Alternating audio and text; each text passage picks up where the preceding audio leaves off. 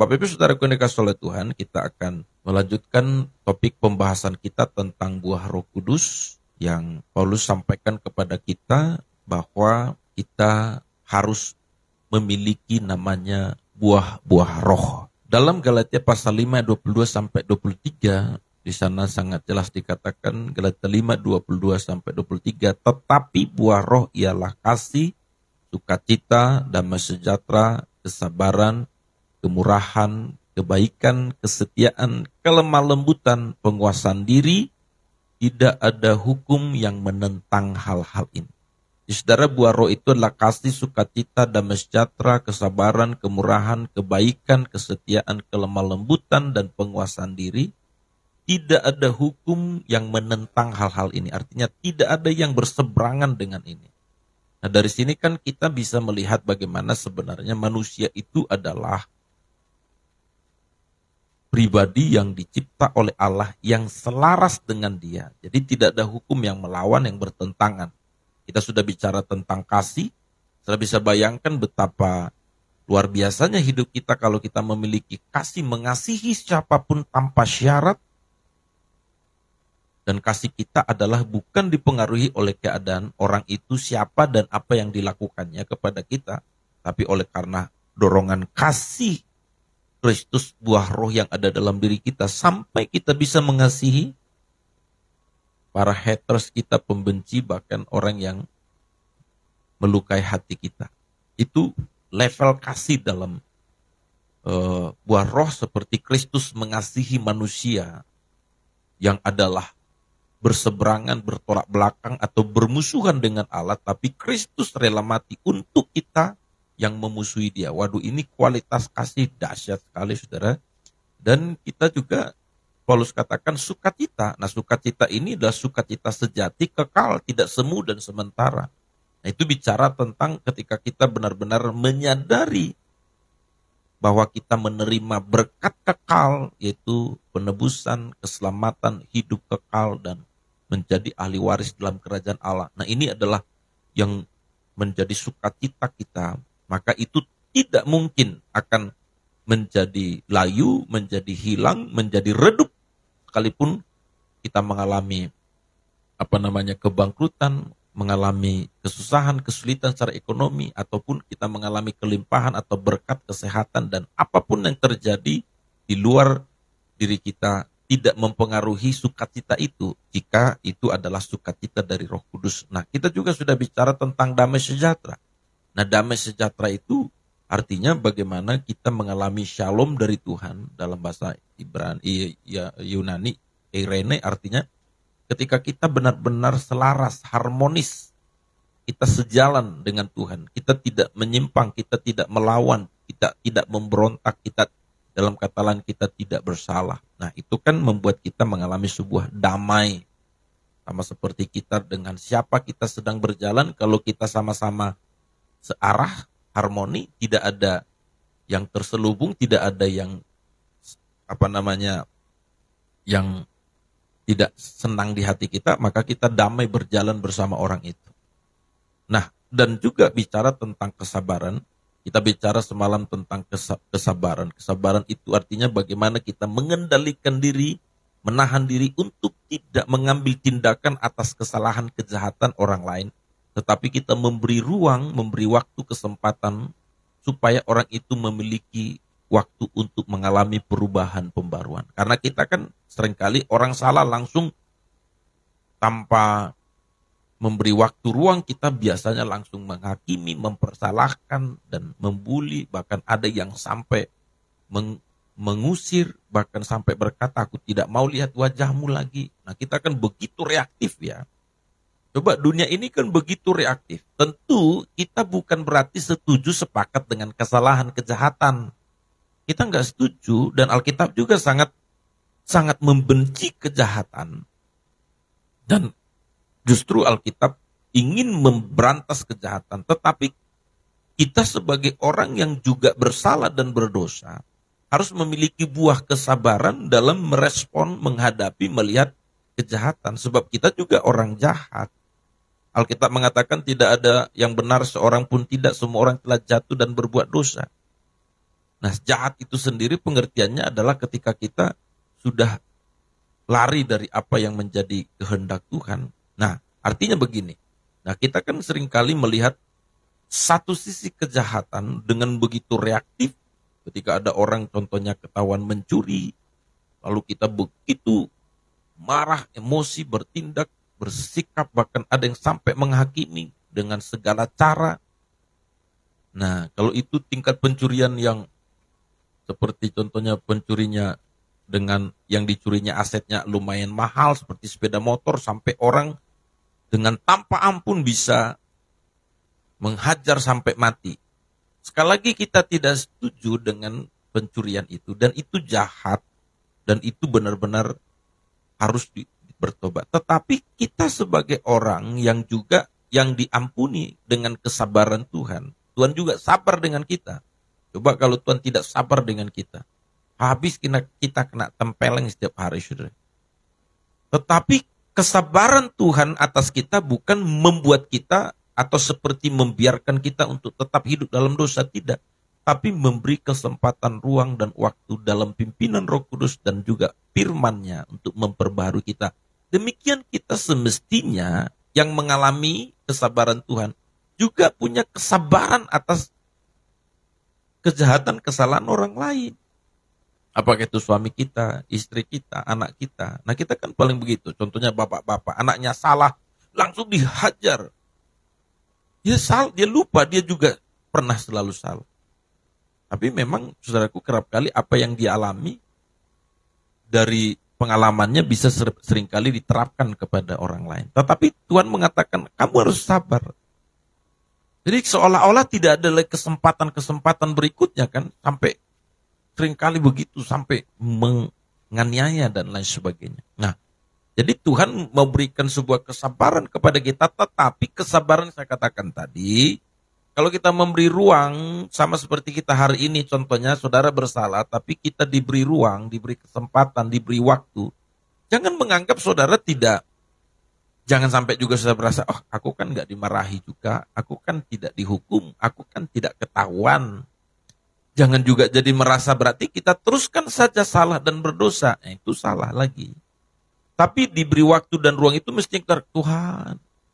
Aduh, bersyukur sekali ya ketemu orang-orang seperti ini. Coba kalau seandainya mereka tidak beri aku waktu, tidak beri ruang, maka aku tidak akan lagi mengulangi hal itu. Nah, itu bicara kesabaran kita. Dan juga ada yang disebut dalam kata lain yaitu hupomone, karena kan kesabaran dalam dua kata ada makrotumia. Makrotumia itu tadi sabar menghadapi kesalahan kejahatan orang lain. Ada lagi hupomone. Hupomone artinya menghadapi kehidupan ini tidak akan menyerah, pantang menyerah gitu. Jadi sesulit apapun, sesakit apapun, serumit apapun, bagi dia tidak ada kata menyerah. Nah, itu sebuah kesabaran dalam kata hupomone.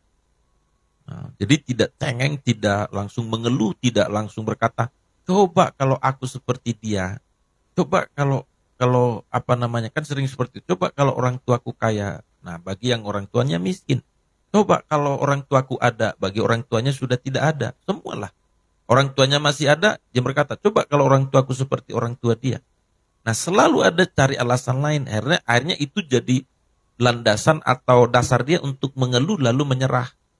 Padahal saudara, apapun kondisi keadaan kita, kalau buah roh kesabaran itu pada kita, artinya kita terus menerus tidak menyerah, tapi dengan tekun, dengan ulet, dengan kerja keras, terus melakukan. Sabar itu artinya kan terus menerus kita melakukan tanpa dihentikan oleh apapun. Saudara, semoga mengerti apa yang saya maksud ini, saudara. Nah, sekarang kita masuk kepada kemurahan. Nah, kemurahan itu adalah dalam bahasa Yunani disebut krestotes. Krestotes. Nah, krestotes ini, kemurahan atau krestotes, nah saudara, ya saya pakai bahasa Yunani bukan supaya pintar-pintaran ya, tapi ini supaya kita makin memahami kata dasarnya itu kan, perjanjian baru itu kan bahasa Yunani ya. Nah, ini pun saya tetap melihat apa namanya panduan tentang bahasa ini. Nah, krestotes ini berasal dari kata sifat krestos. Jadi artinya Kristos itu artinya, jadi kan Kristotes, kemurahan, itu berasal dari, jadi Kristotes itu kata benda, lalu kata sifat dari Kristotes itu adalah kata sifatnya Kristos. Artinya mudah, baik, berguna, menguntungkan. Jadi kata sifat dari Kristotes adalah Kristos. Nah, Kristos itu artinya mudah, baik, berguna, menguntungkan. Nah, lalu apa sebenarnya pengertian sederhananya tentang kemurahan ini atau Kristotes ini? Nah, Kristotes itu sendiri artinya, saudaraku yang dikasih oleh Tuhan, bagaimana kita menjadi orang yang begitu murah, begitu mudah, memberi sesuatu yang berguna kepada orang lain, yang menguntungkan kepada orang lain, bahkan yang baik kepada orang lain, jika itu dibutuhkan oleh orang itu tanpa kita hitung-hitungan. Wow, ini keren, saudara. Jadi, saudara, kemurahan itu artinya bagaimana kita, ini kemurahan hubungannya dengan memberi. Murah hati, memberi, mudah memberi. Nah, itu kan murah gitu ya. Nah, kalau kita berkata, wah ini murah ya, murah. Berarti kan semua orang kan kalau murah bisa membeli gitu ya. Murah dan gampang terjual juga kalau itu bicara jualan. Dan siapapun bisa ngambil. Mulai dari kaya sampai miskin kan namanya murah. Contohnya kan kalau kita sering pergi mungkin ke obral ke harga-harga murah kan gitu ya. Nah, sama seperti contohnya ada kita pergi ke ada jual second atau baju second gitu ya. Ada kan dia obral, ini murah saja 5.000. Atau di Malaysia 5 ringgit. Nah kan saya tidak yakin ada orang tidak mampu untuk membeli hanya untuk 5 ringgit atau untuk 5.000 kalau kita di Indonesia. Maka kan itu begitu mudah kan, dan semua orang bisa mendapatkannya jikalau dia mau. Nah, artinya, nah maksud saya sederhananya kan murah, kemurahan itu adalah betapa kita dengan begitu ringan, dan penjual itu pun kan kalau seandainya penjual itu tidak akan mempersoalkan seandainya ada yang ngambil itu, maksudnya ada yang ngambil tanpa bayar, nggak masalah bagi dia. Toh juga kan sudah dianggap itu cuman dia memberi dengan murah, tetapi bukan karena kualitasnya jelek gitu ya. Itu beda lagi. Nah, saya kan mau mengatakan kepada kita makna daripada kemurahan itu supaya kita bisa memahami dulu adalah sesuatu yang begitu mudah kita melakukannya, mudah memberikannya tanpa pandang bulu, tetapi kan kita mesti masuk kepada makna dasar daripada Kristotes tadi. Kalau saya katakan tadi murah karena harganya murah, tapi Kristotes tidak. Kristotes itu adalah, atau Kristos itu, kita mudah dan murah memberi, tetapi apa yang kita beri itu adalah sesuatu yang berguna bagi orang itu, dan yang menguntungkan orang itu. Dan kita tidak peduli seberapa mahal atau seberapa banyak yang dibutuhkan. Nah, kalau kita mungkin, Bapak Ibu Saudara mungkin berpikir, Pak, apa iya benar begitu? Ada orang nggak seperti itu, Pak? Nah, makanya landasannya bukan manusia. Landasannya adalah Kristus. Kemurahan Allah akan terlihat ketika manusia membutuhkan keselamatan, penebusan. Dan harga penebusan keselamatan itu mahal. Nyawa Tuhan Yesus tak bersalah. Tapi Allah begitu murah, mudah memberi kepada kita. Begitu mudah, begitu kemurahannya begitu besar. Merelakan putra tunggalnya Yesus Kristus. Yesus sendiri rela mati untuk kita. Tapi Yesus melakukan itu tidak duluan debat-debat. Enggak mau aku. Orang itu kok yang bersalah. Ini kalau bahasa sehari-hari lah ya. Atau Tuhan Yesus memikirkan dulu beribu-ribu tahun. Apakah dia mau menyelamatkan manusia atau tidak? Enggak loh. Ketika ada misi penyelamatan, maka apa yang dilakukan oleh Yesus? Yesus berkata, makananku ialah melakukan kehendak Bapa dan mengerjakan apapun yang Tuhan mau. Maka sampai pada kala itu bagaimana penebusan itu harganya mahal dan tidak ternilai. Tapi begitu mudah Allah melakukannya. Bukan karena murahan loh Bapak Ibu. Gratis lagi diberi ke kita. Boleh ngerti sampai sini, amin Bapak Ibu? Jadi kemurahan itu adalah sesuatu yang kita berikan kepada orang lain. Sama seperti Kristus memberikan sesuatu yang tak ternilai, yaitu hidupnya dirinya. Karena kita membutuhkan keselamatan penebusan. Kita membutuhkan. Dan itu kebutuhan kita. Nah sekarang kan itu jadi gambaran atau harus menjadi bagian diri kita. Nah kalau kita mau koreksi, maaf nih Bapak Ibu, kalau kita mau koreksi, seringkali apa yang kita berikan pada orang lain, ini kalau bicara tentang pemberian ya, tergerak dari hati kita maksudnya, apa yang kita berikan kepada orang lain biasanya oleh karena ya keinginan kita. Karena kita merasa, ya aku kayaknya nggak berguna lagi deh bagiku ini. Kita kasih sama orang lain. Sesuai selera kita gitulah. Kita kan sering melakukan sesuatu kepada orang lain sesuai selera kita. Bukan sesuai selera orang itu. Kan betul kan Bapak Ibu. Contohnya kan selera kita pingin kasih baju ke dia. Lalu kita kasih baju. Padahal sebenarnya kemauan dia, kegunaan bagi dia bukan baju. Tapi perhatian atau mungkin pendampingan. Kan banyak begitu kan. Contohnya anak gitu ya. Anak, ada orang tua yang ya apa namanya dia pikir supaya anak ini senang, yang dikasih uang dan uang selalu gitu ya. Padahal anak butuhnya sebenarnya nggak uang. Butuhnya perhatian, pendampingan. Bagaimana dia merasa ada yang memproteksi dia. Nah itu sebabnya saudaraku ini kasih Tuhan bicara tentang pemberian juga tentang kemurahan itu. Kita memberikan kepada orang lain apa yang baik, berguna, menguntungkan orang itu. Dan kata pemberian di sini tidak selalu bicara tentang uang. Kita memberi sesuatu kepada orang lain tidak selalu bicara uang. Karena tidak semua orang selalu berharap mendapatkan uang dari orang lain. Ada orang seperti yang saya katakan, seorang anak kerap kali yang dia butuhkan bukan uang, tapi perhatian, pendampingan dari orang tua. Ini salah satu contoh. Ada orang juga yang dibutuhkan bukan uang, tapi bagaimana dia diberi arahan, nasihat, tuntunan.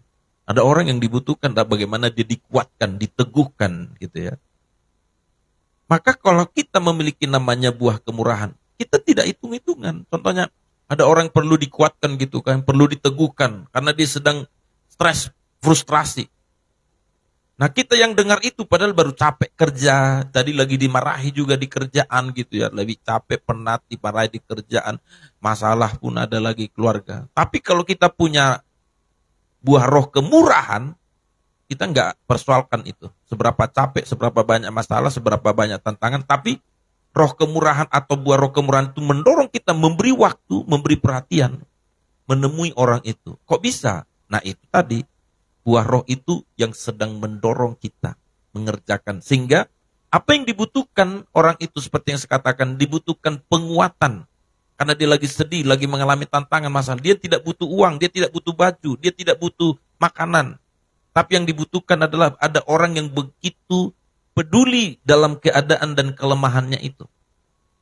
Maka ketika kita hadir dalam roh kemurahan kita, tidak mempersoalkan kita tadinya capek kerja, waktu pun habis dan segala macam. Tapi kalau kita mikir, aduh ada capek, nanti segala macamnya lagi, ya aduh ini nyusahin aja. Udah kita berarti belum tidak melakukan sesuatu yang menguntungkan dan berguna bagi orang lain.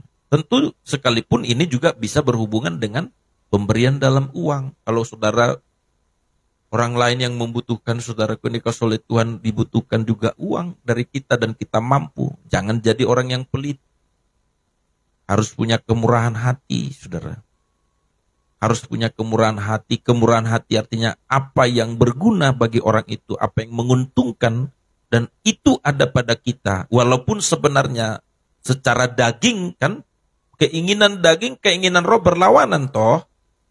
Kan gak ada di antara kita ini yang selalu suka, saudara, melakukan yang menguntungkan, berguna bagi orang lain secara daging.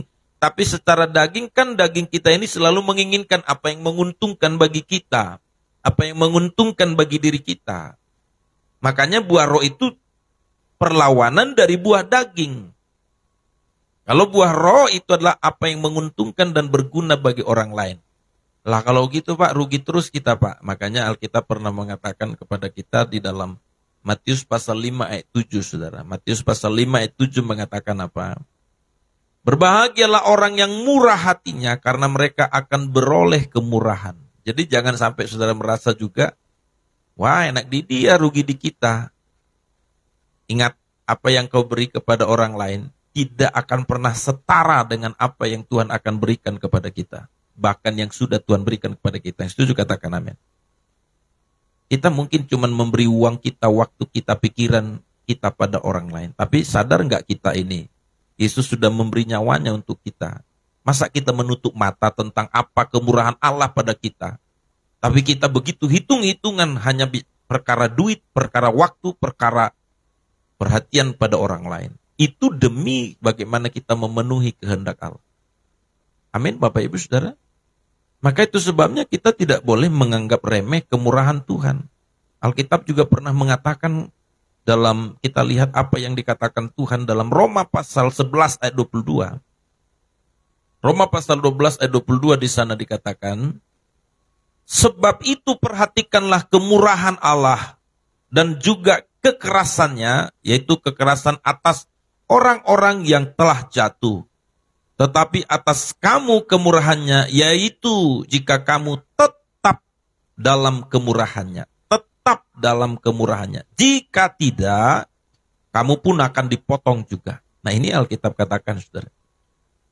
Alkitab sangat jelas mengatakan sebab itu perhatikan kemurahan Allah. Maksudnya jangan sampai kita merasa, waduh kalau begitu Pak, kemurahan itu memberikan apa yang berguna, menguntungkan bagi orang lain, sekalipun itu secara daging kita tidak siap.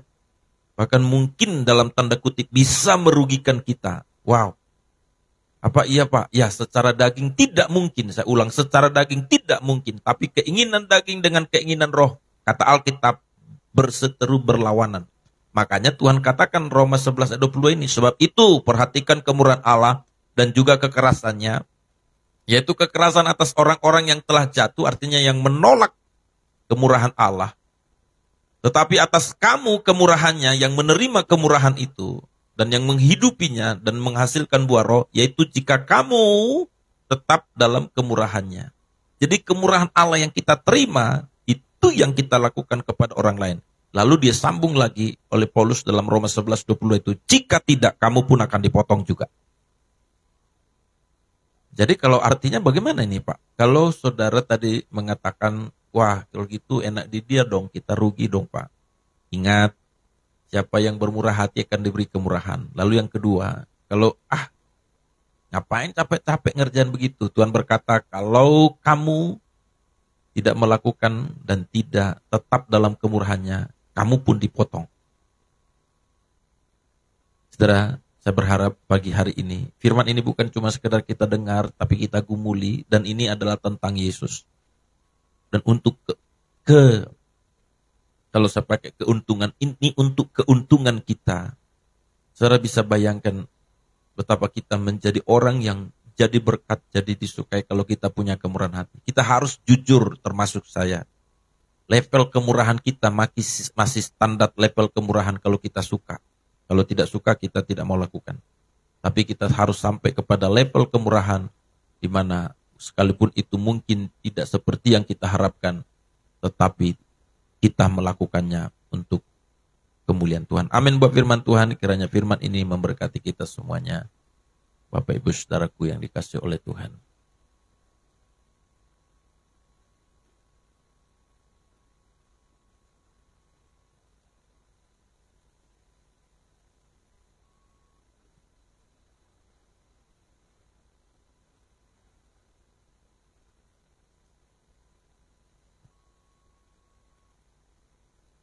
Haleluya. Baik Bapak Ibu, kita akan berdoa. Tuhan, kami bersyukur buat pagi ini untuk setiap kebaikan-Mu, untuk kemurahan-Mu dalam kehidupan kami. Kami sungguh bersyukur untuk kasih setia-Mu dalam hidup kami. Terima kasih Tuhan, kami percaya bahwa setiap kami adalah orang-orang yang hidup dalam kemurahan Tuhan, hidup dalam berkat-berkat Tuhan. Berkati firman yang kami dengar, supaya kami terus bertumbuh di dalam Engkau, supaya kami terus Tuhan mengalami berkat-Mu sukacita dalam kehidupan kami. Terima kasih Tuhan, terima kasih Roh Kudus. Apapun yang sedang kami alami dalam kehidupan kami, biar kami terus Tuhan hidup sesuai dengan kehendak-Mu dan bagi kemuliaan-Mu. Kami tahu Tuhan, secara daging bagi kami ini tidak mudah, tapi kami tahu Roh Kudus akan memimpin kami. Roh Kudus Tuhan akan menuntun kami Tuhan untuk mengerjakan apa yang menjadi kehendak-Mu dan apa yang menjadi kerinduan-Mu dalam kehidupan kami Tuhan. Mau berdoa bagi setiap kami Tuhan, kiranya apa yang kami dengar pagi ini akan membuat kami bertumbuh di dalam Tuhan, di dalam nama Yesus Kristus, akan memimpin kami dalam nama Tuhan Yesus. Terima kasih Tuhan, berkati seluruh umat-Mu, berkati seluruh jemaat-Mu Tuhan. Apapun yang menjadi pergumulan kami, Tuhan menolong kami semuanya. Tuhan memberkati Ibu Tina Tini Tindaun, Tuhan berkati Ibu Hetina Siombing, Tuhan berkati Ibu Perawati Juwita, Tuhan memberkati Ibu Pistali Haninuna, Tuhan berkati Ribka Ulina Baban, Tuhan memberkati Bapak Jansen Putra Nenggolan, Tuhan memberkati Ibu Marsita Sihite dalam nama Yesus. Tuhan memberkati ya Tuhan Opung Amri dalam nama Tuhan Yesus Kristus. Tuhan memberkati Ibu Aulia Depalia Tuhan dalam nama Tuhan Yesus. Tuhan memberkati seluruh umat-Mu yang hadir dalam Mesbah Doa pagi hari ini. Kami yakin dan percaya kami ada dalam kasih setia. Tuhan berkati Ibu Riana, Ibu Riama Situmorang Tuhan. Ibu Tuhan berkati Ibu Herlina Baban, Tuhan berkati Pak Edi Manurung. Salam nama Yesus. Tuhan berkati Tari Sebayang Tuhan. Tuhan memberkati Inang Puriki Nenggolan bersama Amang Tuhan. Tuhan memberkati Sylvia Catherine Gultom dalam nama Yesus. Tuhan berkati Ibu Yanti dalam nama Yesus. Tuhan berkati juga Ibu Koris Salaki Kembuan dalam nama Yesus. Tuhan pulihkan hidupnya. Tuhan kami percaya Tuhan terus menguatkan, meneguhkan ibu ini. Tuhan menyempurnakan, memulihkan kesehatannya. Di dalam nama Tuhan Yesus Kristus. Terima kasih Bapa, terima kasih Roh Kudus. Kami juga berdoa Tuhan buat Roma Manroy. Tuhan menolong dan Tuhan memberkati dan nyatakan terus kasih-Mu bagi hidupnya. Tuhan berkati Lili Suganda. Titio Bapa dalam nama Yesus. Terima kasih Bapa, terima kasih Tuhan Yesus. Nyatakan terus kasih setia-Mu dan anugerah-Mu bagi setiap umat-Mu dan bahkan seluruh jemaat-Mu Tuhan. Di dalam nama Tuhan Yesus Kristus, kami percaya berkat-berkat Tuhan akan terus menyertai kehidupan kami. Berkat-berkat Tuhan akan terus ya Tuhan ada dalam kehidupan kami. Terima kasih Bapa, terima kasih Roh Kudus. Berkati juga Ibu Kori Mamasa. Dalam nama Yesus Tuhan terus memberkati setiap umat-Mu ya Tuhan. Terima kasih Bapa, bahkan berkati seluruh umat-Mu ya Tuhan. Sehingga nama Tuhan dimuliakan dalam seluruh kehidupan kami. Terpuji Engkau Tuhan, bahkan umat-Mu juga ya Tuhan yang ada yang live di TikTok juga Tuhan. Tolong berkati mereka dalam nama Yesus. Anugerah-Mu dan berkat-Mu selalu ada dalam kehidupan mereka Bapa. Terima kasih Bapa, terpuji Tuhan kekal untuk selama-lamanya. Inilah doa kami pada saat pagi hari ini. Kami yakin dan percaya semua kami Tuhan akan terus mengalami pertumbuhan iman dan mengalami pertumbuhan rohani dalam Tuhan. Terima kasih Bapa. Dalam nama Tuhan Yesus Kristus, kami terlalu yakin dan percaya kasih setia Tuhan tidak pernah berkesudahan. Anugerah Tuhan tidak pernah berkesudahan bagi kami. Kami berdoa jikalau ada di antara kami Tuhan yang sedang sakit pada saat hari ini, di dalam nama Tuhan Yesus Kristus, jamah dan sembuhkan kami Tuhan. Jikalau ya ada yang berbeban berat Tuhan, bahkan apapun yang menjadi persoalan tantangan kami berdoa dalam nama Yesus. Tuhan menjadi sumber jawaban. Tuhan membuka jalan di dalam nama Yesus, sehingga setiap kami Tuhan mengalami berkat-berkat ilahi di dalam nama Tuhan Yesus Kristus. Terima kasih Bapak, berkati keluarga demi keluarga, suami istri, anak-anak, semua Tuhan berkati, bahkan yang single parent juga Tuhan berkati. Tuhan menolong dan Tuhan menyertai hidup mereka, Dalam nama Yesus Kristus. Terima kasih Bapa, terpuji Engkau Tuhan kekal untuk selama-lamanya. Dan saatnya bagi kami untuk berpisah satu dengan yang lain. Dan kami percaya Tuhan, anugerah-Mu dan kebaikan-Mu dan cinta kasih-Mu tidak akan pernah berpisah dari kami. Umat yang dikasihi oleh Tuhan, tadakan kedua tangan-Mu, terimalah berkatnya dengan iman.